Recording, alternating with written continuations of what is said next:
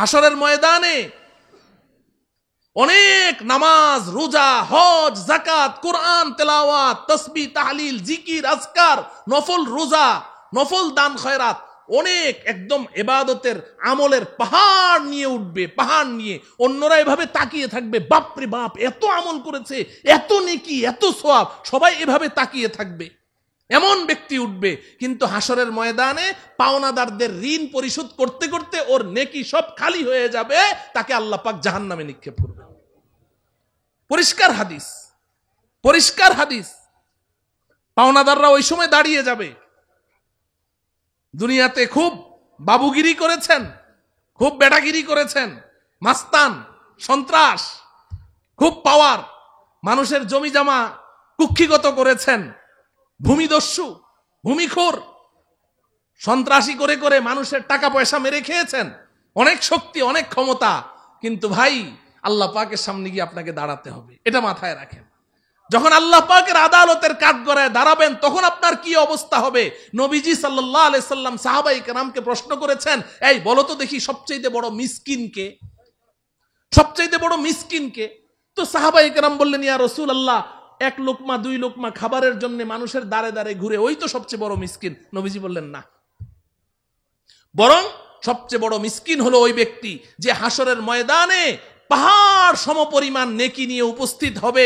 আল্লাহ পাক তার জন্য জান্নাতের ফায়সালা করবেন। সে যখন জান্নাতের দিকে রওনা করবে, পেছন থেকে একজন দাঁড়িয়ে বলবে, রব্বুল আলামিন লোকটা কই যায়? আল্লাহ বলবেন, ওরে জান্নাত দিয়ে দিয়েছি, দেখো না কি পরিমাণ নেকি নিয়ে আসছে। আল্লাহ একটু দাঁড়াইতে বলেন, কি সমস্যাটা কি? দুনিয়াতে আমি ওর কাছে 5 লাখ টাকা পাইতাম, দেয় নাকি, তাই নাকি? এদিকে আস, এদিকে আস। এই ধরা খায় গেল। ও 5 লাখ টাকা পাইতো, বলে হ্যাঁ দাও, টাকা দাও। আল্লাহ টাকা দেবো কোত্থেকে? এখানে টাকা পাবো কোথায়? এখানে তো টাকার লেনদেন নাই। বলে কিসের? বলে নেকির লেনদেন হয়, 5 লাখ টাকার নেকি দিয়ে দাও। তো ওর ওখান থেকে 5 লাখ টাকার নেকি দিয়ে দিবে। তো একজন পাওনাদার যারা নাকি মানুষের টাকা নিয়ে মাইরা খায়, এরা কি একজনের টাকা মেরে খায় খালি, নাকি এটা তার অভ্যাস? তো যখন এক পাওনাদারে পেয়ে গেল নেকি 5 লাখ টাকার, বাকি পাওনাদাররা কয়, বাহ চমৎকার, তো এখন সব দাঁড়ায় যাবে। আল্লাহ আমি পাইতাম 1 লাখ, আল্লাহ আমি 2 লাখ, আল্লাহ আমি 10 টাকা, আমি 20 টাকা, সব দাঁড়ায় যাবে। আল্লাহ বলবেন, দাও দাও। এই নেকি পরিশোধ করবে, ওই ঋণ পরিশোধ করতে করতে এক পর্যায়ে তার নেকি শেষ হয়ে যাবে। নবীজি বলেন, পাওনাদারদের সিরিয়াল এখনো রয়ে গেছে, নেকি শেষ। এবার আল্লাহ রব্বুল আলামিন বলবেন, দাও। আল্লাহ শেষ, দিব কোত্থেকে?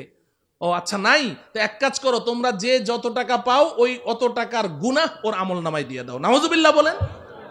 ও আমার প্রিয় ভাইয়ারা, বুঝেন বুঝেন, বুঝতে চেষ্টা করেন। এগুলো কোনো আরব্য উপন্যাসের কথা বলছি না, গল্প কাহিনী বলছি না, এটা হাদিসের কথা বলছি, রাসূলের কথা বলছি। কোনো উপায় থাকবে না, এখনো ঠিক করেন লেনদেন, এখনো ঠিক করেন। 1টা টাকা কেউ পায়, 2টা টাকা পায়, 5টা টাকা পায়, অন্যায় ভাবে নিয়েছেন, তাড়াতাড়ি পরিশোধ করেন, কোনো উপায় থাকবে না, কোনো উপায় নাই। এখানে কারো সুপারিশ চলবে না, দেওয়াই লাগবে, না হলে জাহান্নাম। এটাকে মুআমালা বলা হয়। আমাদের অত্র অঞ্চলে, আমি তো এখানে অনেক দিন যাবত আছি, অত্র অঞ্চলে বাংলাদেশের সব জায়গাতেই, তবে এই সমস্ত অঞ্চলে বেশি প্রবণতা আছে, বাবা মারা যায়, বাবার সম্পত্তি বড় ভাই কুক্ষিগত করে রাখে, অন্য ভাইদেরকে দেয় না। আছে না নাই? বড় ভাই, মাওলানা আসলে আমাকে বলবেন, বড় ভাই কি করে রাখে? নিজের হাতে কুক্ষিগত করে রাখে, ভাইদের মধ্যে সম্পত্তি বন্টন করে দেয় না। আবার কিছু আছে ভাইদের মধ্যে বন্টন করে, বোনদেরকে দেয় না, বোনদের হক দেয় না। আরে আমরা তো মসজিদে ইমামতি করি না, তো মুসল্লিরা যারা আছে সব সুখ দুঃখের কথা তো আমাদের সাথে আলাপ করে, আমাদের কাছে এসে বলে। তো সমাজে এমন অনেক মানুষকে চিনি, আমি নাম ধরে ধরে বলতে পারবো, অমুক অমুক অমুক অমুক, কোটি কোটি মিলিয়ন বিলিয়ন ডলারের মালিক আমাদের সমাজে এমন আছে। বাস সম্পত্তি নিজের হাতে কুক্ষিগত করে রেখেছে, কিন্তু 5 ওয়াক্ত নামাজ পড়ে, এত লম্বা লম্বা দাড়ি। আমি অনেককে চিনি। আপনি কি করছেন এটা? এক ভাই এসে আমার কাছে কান্নাকাটি করলো যে বড় ভাই তো আমাদের সম্পত্তি ভাগ করে দেয় না। তা আমি তাকে ডাকলাম, ডেকে বললাম, দেন না কেন? কয় যে হুজুর কি যে বলেন, আজকে যদি আমি ভাগ করে দেই, কালকেই তো পথের ফকির। কেন? সব বেচে বুচ্চে খায়া ফেলাবে। আমি কই, ওদের সম্পত্তি ওদের হাতে দিবেন, ওরা বেচে খাবে নাকি সাগরে ফেলে দিবে, ওটা আপনার সমস্যাটা কি? আপনার সমস্যা কি? কে আপনাকে এই দায়িত্ব দিয়েছে ভাইদের সম্পত্তি নিজের হাতে ধরে রাখার? কেন আপনি জাহান্নামে যাচ্ছেন? বন্টন করে দিব তো? কথা বলে না। দিব তো ভাগ করে? মুআমালা, এটাকে কি বলে? মুআমালা। বোনদের হক দিয়ে দিব তো? বোনদের হক দিয়ে দেন ভাই। বোনেরা, আপনি ভাই তো আপনার কাছে এসে হাসি মুখে কথা বলে, কিন্তু আপনার পেছনে চোখের পানি ফেলে ফেলে আল্লাহর কাছে আপনার জন্য বদদোয়া করে, আপনার জন্য বদদোয়া করে। আপনার সামনে এসে হাসে ঠিকই, না আপনার বিবেকে লাগে না যে শরীয়তে ইসলাম আপনার বোনকে যতটুকু দিয়েছে আপনাকে তো তার দ্বিগুণ দিয়েছে, ডবল দিয়েছে? আপনার লজ্জা হয় না যে আপনি ডবল পাইলেন, তারপরে আপনি বোনের হকটা কিভাবে মেরে খান? বন্টন করে দিব তো ইনশাআল্লাহ সমানভাবে। মুআমালা আল্লাহ পাক ঠিক করার তৌফিক দান করেন। কারো কোনো পাওনাদার যেন আমার কাছে না থাকে, সব পরিশোধ করে ফেলবো। যদি পরিশোধ করতে না পারি, পাওনাদারের কাছ থেকে সময়, আমি যার কাছ থেকে নিয়েছি, আমি ঋণদাতা, তার কাছে গিয়ে ক্ষমা চেয়ে তার কাছ থেকে সময় নিব যে ভাই আমাকে সময় দাও, আমি এত কিস্তিতে তোমার ঋণ পরিশোধ করে দিব। এইভাবে তাদের ঋণ পরিশোধ করে দিতে হবে, না হলে বাঁচার কোনো উপায় থাকবে না। কি মুআশারা বলেন? মুআশারা, মুআশারা শব্দের অর্থ হলো আচার ব্যবহার, সামাজিকতা, বিহাইভ, কে কার সাথে কেমন ব্যবহার করবে, এটাই ইসলামের 5 ভাগের 1 ভাগ। সুবহানাল্লাহ বলেন। কে কার সাথে কেমন আচরণ করবে, কেমন ব্যবহার করবে, এটাকে মুআশারা বলা হয়। ও আমার প্রিয় ভাইয়েরা, আজকে মুসলমানদের মুআশারা ঠিক নাই। বড় ছোটকে স্নেহ করে না, ছোট বড়কে শ্রদ্ধা করে না। বাবা সন্তানের সাথে কেমন মুআশারা করবে, কেমন ব্যবহার করবে, সন্তান মা বাবার সাথে কেমন ব্যবহার করবে, স্বামী স্ত্রীর সাথে, স্ত্রী স্বামীর সাথে, উস্তাদ ছাত্রের সাথে, ছাত্র উস্তাদ, কিলাহুমা। এই আমার যুবক ভাইয়েরা, যুবতী বোনেরা, যাদের মা বাবা জিন্দা আছে, ভালো করে শুনে নাও। আল্লাহ বলছেন যে তুমি যদি তোমার মা বাবাকে একসাথে কিংবা কোনো একজনকে বৃদ্ধা অবস্থায় পেয়ে যাও, তুমি মনে করবে আল্লাহ পাক তোমাকে সুযোগ দিয়েছেন। সুযোগ দিয়েছেন, মাকে পেয়েছো, বাবাকে পেয়েছো, বা উভয়কে পেয়েছো, তো আমি আল্লাহ তোমাকে 5টা কর্মসূচি দিচ্ছি। কয়টা? খুব মনে রাখেন, 5 কর্মসূচি আল্লাহ দিয়েছেন। 1 নাম্বার হলো ফালা তাকুল্লাহুমা উফ।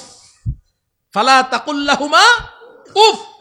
তুমি তোমার মা বাবার সামনে এমন কোনো কথা বলতে পারবে না, এমন কোনো কাজ করতে পারবে না যে তোমার কথায় কাজে কষ্ট পেয়ে তোমার মা কিংবা তোমার বাবা বলবে উফ।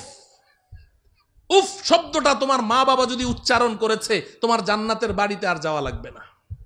কিংবা তোমার মা বাবার কোনো কথা শুনে তুমি বিরক্ত হয়ে বললে উফ বাবা থামো তো, উফ মা চুপ করো তো, এই যে তুমি উফ বলেছো, তোমার জন্য জান্নাত হারাম হয়ে যাবে। লা তাকুল্লাহুমা উফ, 1 নাম্বার। 2 নাম্বার ওয়ালা তানহারহুমা। বাবা মাকে ধমক দিয়ে কথা বলিস না, ঝাড়ি মেরে কথা বলিস না। তোর হাতে, তোর শরীরে এখন অনেক শক্তি আছে, তো মা বাবা দুর্বল হয়ে গেছে, এখন মা বাবার সাথে ধমক দিয়ে কথা বলবি, ঝাড়ি মেরে কথা বলবি, আমি আল্লাহ এটা তোর জন্য হারাম ঘোষণা করলাম। ধমক দিয়ে কথা বলিস না। লা তানহারহুমা। 3 নম্বর কর্মসূচি ওয়াকুল্লাহুমা কওলান কারীমা। মা বাবার সাথে নরম স্বরে, আদরের স্বরে কথা বলো, আদর করে করে মা বাবার সাথে কথা বলো। যখন মা বাবা বুড়া বুড়ি হয়ে যাবে, তো সে তোমার ছোট বাচ্চা, 3 বছর 4 বছরের বাচ্চার মতো হয়ে গেছে। তোমার 3 বছরের সন্তানটার সাথে তুমি কিভাবে কথা বলো? তুমি যখন ঘর থেকে বের হও, তো বাচ্চাটাকে কোলে নিয়ে 2 গালে চুমু দিয়ে বলো আব্বু তোমার জন্য কি আনবো, মজা আনবো, তক্কেত আনবো, বিক্কু আনবো, কি ঢং করে করে তুমি কথা বলছো। তো তোমার বাচ্চাটার সাথে এত সুন্দর করে কথা বলো, মা বাবার সাথে কথা বলতে গেলে তখন তোমার মেজাজটা কেন খারাপ হয়ে যায়? Same same same same. মা বাবার সাথেও আদর করে করে কথা বলতে হবে। ওয়াকুল্লাহুমা কওলান কারীমা। চেহারাটা গুমরাহ করে রেখো না, গাল ফুলিয়ে রেখো না। মা বাবার সামনে গিয়ে এমন ভাবে মুড অফ করে রাখো যে তোমার মার মনে চায় একটু কমলা খাবে, কিন্তু ভয়ে তোমাকে বলতে পারে না। তুমি এমন ভাব নিয়ে চলো যে বাবা আমি একটু কমলা খাবো, মনের কথাটা বলতে সাহস পায় না। তুমি এমন ভাব নিয়ে চলো না, ধরা খেয়ে যাবে, সমস্যায় পড়ে যাবে। ফ্রি হয়ে যাও মা বাবার সাথে, এমন ফ্রি হয়ে যাবে যে তাদের মনের মধ্যে যেই কথা আসবে সেটাই যেন অকপটে তোমাকে খুলে বলতে পারে, ভয় যেন না পায়। ওয়াকুল্লাহুমা কওলান কারীমা। 4 নম্বর কর্মসূচি আল্লাহ দিচ্ছেন ওয়াখফিদ লাহুমা জানাহাজ যুল্লি মিনার রাহমা। এই যুবক, মা বাবার সামনে তোমার বিনয়ের 2টো ডানা বিছিয়ে দাও। মা বাবার পায়ের নিচে তোমার বিনয়ের 2টো ডানা বিছিয়ে দাও, একদম নরম হয়ে যাও, নরম হয়ে যাও। 4টা কর্মসূচি আল্লাহ দিয়েছেন, এইভাবে মা বাবাকে লালন পালন করো। এক সময় মা বাবা চলে যাবেন, তুমি ঋণ পরিশোধ করতে পারোনি, কোনোদিনও পারবে না। তোমার গায়ের চামড়া খুলে দাও, তাও ঋণ পরিশোধ হয়নি। মা বাবা তো চলে গেছেন, 4 কর্মসূচি তুমি পালন করেছো। এবার আমি আল্লাহ তোমাকে 5ম আরেকটা কর্মসূচি দিচ্ছি, ওয়াকুর রব্বিরহামহুমা ওয়াকুর রব্বিরহামহুমা কামা রব্বায়ানি সগীরা। সারাটা জীবন যতদিন জিন্দা থাকো, আমি আল্লাহর কাছে হাত দুটো তুলে চোখের পানি ছেড়ে বলতে থাকো, আল্লাহ গো, আপনি যেভাবে বলেছেন চেষ্টা তো করেছি, কিন্তু মা বাবার হক তো আদায় করতে পারি নাই, আপনি তো নিয়ে গেলেন। আল্লাহ গো, আমি যখন দুগ্ধপুষ্য শিশু ছিলাম, তখন আমার মা আমাকে যেভাবে আদর আহ্লাদ করে লালন পালন করেছেন, আমার বাবা যেভাবে আমাকে আদর সোহাগ করে লালন পালন করেছেন, আল্লাহ গো, এখন তো আমার আব্বা আম্মা আপনার কাছে, আপনিও আমার আব্বা আম্মাকে ওইভাবে আদর সোহাগ করে লালন পালন করেন। যদি মৃত্যু পর্যন্ত এভাবে চোখের পানি ছেড়ে ছেড়ে মা বাবার জন্য দোয়া করতে পারো, আমি আল্লাহ তোমার পক্ষ থেকে তোমার মা বাবার ঋণ আমি পরিশোধ করে দেব। তাহলে মা বাবার সাথে কেমন আচরণ করতে হবে শরীয়তে আমাদেরকে শিক্ষা দিয়েছে কি দেয়নি? তা আমার সন্তান এই কথাটা জানবে স্কুলে, কলেজে, ভার্সিটিতে পড়াইলে না মাদ্রাসায় পড়াইলে? হ্যাঁ, মাদ্রাসায় পড়াইতে হবে না? মাদ্রাসায় পড়ান, ঠকবেন না। মাদ্রাসায় পড়ান, ঠকবেন না। অন্তত প্রাথমিক শিক্ষাটা মাদ্রাসায় দিয়ে দেন। শিক্ষার ফাউন্ডেশন, বেনা, ভিত্তিটা মাদ্রাসায় হয়ে যাক। মাদ্রাসা শিক্ষার এই ফাউন্ডেশনটা যখন হয়ে যাবে, সে আল্লাহকে চিনবে, রসুলকে চিনবে, মা বাবার মর্যাদা সম্পর্কে জানবে, যখন রসুলের আখলাক চরিত্র সম্পর্কে জানবে, এরপরে আপনার এই সন্তান যদি ডাক্তার, ইঞ্জিনিয়ার, প্রফেসর, জজ, ব্যারিস্টার, পাইলট যাই হোক না কেন, ইনশাআল্লাহ এই সন্তান কোনোদিন নাস্তিক হবে না, মুরতাদ হবে না। এই সন্তান যত বড় ব্যক্তি হোক না কেন, দেশের প্রধানমন্ত্রী হয়ে যাক না কেন, রাষ্ট্রীয় সম্পদ চুরি করবে না, পাচার করে বিদেশে পাঠাবে না, জনগণকে কষ্ট দিবে না, এবং কোনোদিন আপনাকে ঘর থেকে বের করে বৃদ্ধাশ্রমে রেখে আসবে না। এই ভুল করবেন না। মাদ্রাসায় পড়ান, মাদ্রাসায় পড়ান। এটাকে মুআশারা বলা হয়। আজকে আমাদের মুআশারা ঠিক নাই। স্বামী জানে না স্ত্রীর সাথে কেমন মুআশারা করবে, স্বামী জানে না। এই মুআশারা না জানার কারণে বিবাহ করে, বছর না গড়াইতেই কয় ডিভোর্স, 1 তালাক, 2 তালাক, 3 তালাক। হায় রে ডিভোর্স, খালি ডিভোর্স। আমরা ফতুয়ার কাজ করি তো এই আমাদের কাছে যত ফতুয়া আসে, মানুষের জীবনে কি খালি একটাই সমস্যা, খালি ডিভোর্স? ম্যাক্সিমাম খালি মাসআলা খালি এইটাই, হুজুর মাথা গরম হয়ে গেছে, 3 কথা বলে ফেলছি। এই ডিভোর্সের প্রবণতা দিন দিন কমছে না বাড়ছে? কেন বাড়ছে? মুআশারা ঠিক নেই, মুআশারা ঠিক নেই। স্বামী জানে না স্ত্রীর সাথে কেমন মুআশারা করতে হয়, স্ত্রী জানে না স্বামীর সাথে কেমন মুআশারা করতে হয়। মুআশারা ঠিক করতে হবে, মুআশারা ঠিক করতে হবে। নবীজি সাল্লাল্লাহু আলাইহি ওয়াসাল্লাম তার বিবিদের সাথে কেমন আচরণ করেছেন, এটা আমার পড়তে হবে। সিরাতুন নবী পড়তে হবে, রসুলের জীবনী পড়তে হবে। রসুলের পারিবারিক জীবনটা কেমন ছিল, নবীজি তার বিবিদের সাথে কেমন আচরণ করেছেন, এটা আমার জানতে হবে। ওইভাবে আমার পরিবার নীতি চালাতে হবে। তাহলে ইনশাআল্লাহ ডিভোর্স শব্দ মুখে আসবে না। নবীজি কি কোনো একজন বিবিকে ডিভোর্স দিয়েছিলেন জীবনে? বিবি কি 1 2 জন? কয়জন? তো 11 জনের মধ্যে তো একজনকেও ডিভোর্স দিলেন না। আর আপনি একজন বিবি, তাতে আপনি ডিভোর্স দিতে পাগল হয়ে গেলেন, ব্যাপারটা কি? আপনার মুআশারা ঠিক নেই। এজন্য মুআশারা ঠিক করতে হবে। স্ত্রী জানে না তার স্বামীর সাথে কেমন মুআশারা করতে হয়। আজকাল তো আধুনিক যুগ, বিজ্ঞানের যুগ। যুবকরা মনে কষ্ট নিয়েন না। আমি ছোটবেলায় একটা ওয়াজ শুনেছিলাম, ওই যে যুক্তিবাদী সাহেবের, হাবিবুর রহমান যুক্তিবাদী সাহেবের, ওনার ওয়াজ শুনেছিলাম। আমি তখন হেফজ পড়ি রংপুরে। তো ওই ওয়াজের মধ্যে উনি বলেছিলেন যে আধুনিকতা, আধুনিকতা, যুবকদের যে আধুনিকতা, এই আধুনিকতা যে কত বড় বিপদের কারণ হয়। তো এক যুবক, সে অনেক পড়াশোনা করেছে, হাই লেভেলে পাশ করে এসেছে, এখন সে বিবাহ করবে, খুব মডেল তারকা, নাচনেওয়ালি, গানেওয়ালি, এরকম মেয়ে তালাশ করছে। কিন্তু বাবা মা বলে যে না, আমরা গ্রামের মেয়ে বিয়ে করাবো, পর্দানসীন নামাজি মেয়ে। যুবক রাজি না, কিন্তু বাবা মার ইচ্ছায় শেষমেশ ওই গ্রামের এক পর্দানসীন মেয়েকে বিয়ে করে আনলো। এখন মেয়ে বাসর রাতে যখন যুবক গেল ঢুকলো, তো মেয়ে তো ঘোমটা লম্বা ঘোমটা দিয়ে বসে আছে। ওই যুবক তো ওই ঘোমটা দেখে ওর মেজাজ গরম হয়ে গেছে, যে বর্তমান যুগে আবার এই ঘোমটা টোমটা চলে নাকি, এটা দেখে ওর মেজাজ গরম। এরপরে ভিতরে যখন ঢুকলো, এখন বিবি সাহেবা বলে আসসালামু আলাইকুম রহমতুল্লাহ, সালাম শুনে আরো মেজাজ গরম, উত্তর তো দিলই না, বস বসে আছে আর রাগে খালি ফুসছে। এবার বিবি সাহেবা উঠে এসে স্বামীর পায়ের জুতা খুলে দেয়, মোজা খুলে দেয়, হাত পাখা নিয়ে বাতাস করে। স্বামী একটা কথা 3 বার জিজ্ঞেস করলে তারপরে জবাব দেয়।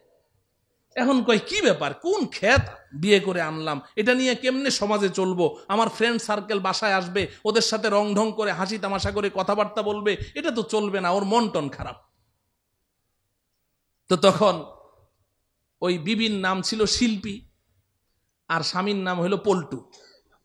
তো এখন পল্টু শিল্পীকে বলে, এই যে শোনো, এই সমস্ত সুফিগিরি দরবেশগিরি চলবে না, আমি খুব হাই সোসাইটিতে বসবাস করি, আমার ওই সোসাইটির সাথে তাল মিলিয়ে চলতে হবে। বিবি সাহেবা বলে, বলেন কিভাবে চলতে হবে? আমার আব্বা আম্মা বলেছেন স্বামী যেভাবে বলে সেভাবে চলতে, আপনি শিখিয়ে দেন কিভাবে চলতে হবে। কয় এই যে আপনি আপনি করছো, আর এক কথা 10 বার জিজ্ঞাসা করলে একবার জবাব দাও, এগুলো হবে না, আমরা একজন আরেকজনকে তুমি তুমি করে বলবো। বলেন স্বামী স্ত্রীরা এখন একজন আরেকজনকে কি করে বলে? আপনি বলে? আপনি বলে না, আবার বলে যে নাম ধরে ডাকতে হবে। কি করতে হবে? নাম ধরে ডাকতে হবে। এটা হলো আধুনিকতা। বুঝে আসছে?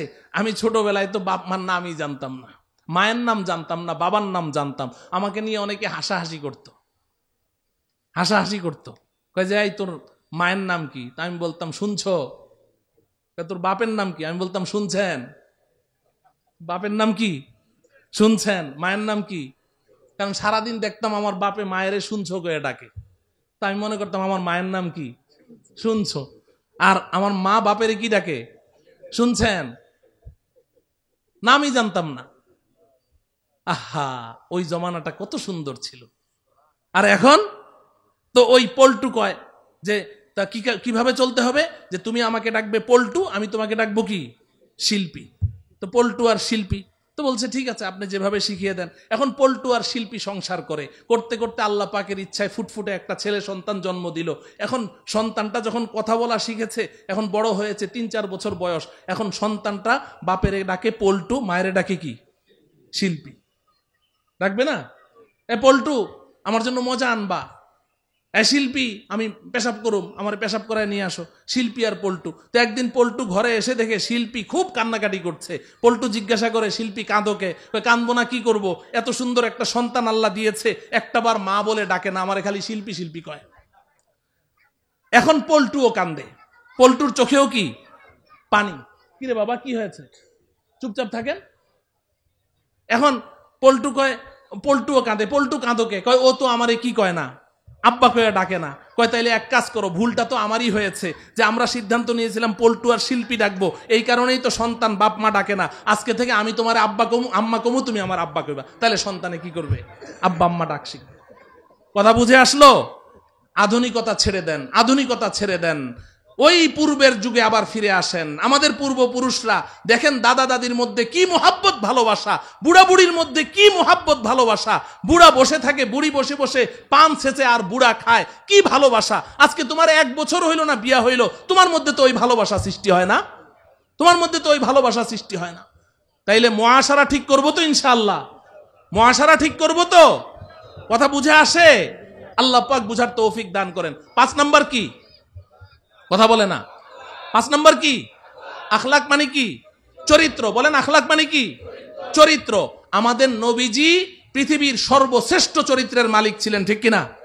ইন্নাকা লা আলা খুলুকিন আযীম। হে বন্ধু, আপনি হলেন মহান চরিত্রের মালিক। এই সার্টিফিকেট আমাদের নবীজিকে আল্লাহ দিয়েছেন কি দেননি? আর আমাদের নবীজি এসে কি ঘোষণা দিলেন? বুইসতুলি উতাম্মিমা মাকারিমাল আখলাক। আমি তোমাদের কাছে এসেছি তোমাদেরকে শ্রেষ্ঠ চরিত্র শিক্ষা দেওয়ার জন্য। আমাদের নবীজি তো শ্রেষ্ঠ চরিত্র শিক্ষা দিয়েছেন, সাহাবায়ে কেরামকে ওইভাবে গড়েছেন, সাহাবায়ে কেরাম তাবিঈনদেরকে গড়েছেন। কিন্তু অধপতন হতে হতে এখন মুসলমানদের চরিত্র একেবারে শূন্যের কোঠায়। বলেন ঠিক কিনা? এরপরে আবার এত বড় বড় মোবাইল যখন আবিষ্কার হলো, এই মোবাইল যখন যুবক যুবতীদের হাতে হাতে চলে আসলো, এখন যুবক যুবতীদের আখলাক চরিত্র বলতে কোনো কিচ্ছু তো নাই। এটা একেবারে লজ্জাজনক অবস্থানে চলে এসেছে। এই আখলাক আমাদের ঠিক করতে হবে কিনা? যদি আগের 4টা আঙ্গুল ঠিক হয়, আখলাক কিন্তু এমনি এমনি ঠিক হয়ে যাবে, ঠিক কিনা? তাইলে আল্লাহর রশি ধরতে আঙ্গুল কয়টা লাগবে? হ্যাঁ, মাওলানা চলে এসেছে, এখন আমার একটা সেকেন্ড আপনাদের কাছে একদিনের মতো লাগবে, অতএব আমি আর লম্বা করব না। এখন বলেন আঙ্গুল কয়টা লাগবে? 1 নাম্বার, সবাই জোরে বলতে হবে, জোরে বলেন। 2 নাম্বার, 3 নাম্বার মুআমালা বলেন, 4 নাম্বার মুআশারা, 5 নাম্বার আখলাক। এই 5টা আঙ্গুল যদি ঠিক হয়, এবার আল্লাহ কি বলে শুনেন, কুলনাহবিতু মিনহা জামিআ, আদম হাওয়া জান্নাত থেকে নেমে যাও, মনে আছে? জান্নাত থেকে ফাইম্মা ইয়াতিয়ান্নাকুম মিন্নি হুদা, অতি সত্বর আমি আমার পক্ষ থেকে হেদায়েত নামের একটা রশি ছাড়বো। ছেড়েছেন কি? এবার আল্লাহ বলছেন ফামান তাবিআ হুদায়া ফালা খাউফুন আলাইহিম ওয়ালা হুম ইয়াহজানুন। ফামান তাবিআ হুদায়া আই ফামান ইতাসামা বিহাবলি, আমার এই হেদায়েত নামের রশিকে যারা শক্ত করে ধারণ করবে, ফালা খাউফুন আলাইহিম ওয়ালা হুম ইয়াহজানুন, তার কোনো ভয় নাই, ডর নাই, টেনশন নাই যে ধরে তো আছি, আল্লাহ কি টান মারবেন? আল্লাহ বলেন অবশ্যই অবশ্যই বান্দা, আমি এই রশি ছেড়েছি, আমি বড় মজবুত করে রশি বানিয়েছি, একদিন আমি টান মারবই মারবো বান্দা। তুমি এই 5টা আঙ্গুলকে মজবুত করে আমার রশি চেপে ধরে থাকো, যেদিন টান মারবো যদি ঝুলে থাকতে পারো, সোজা তোমার আসল বাড়ি জান্নাতে পৌঁছিয়ে দিব।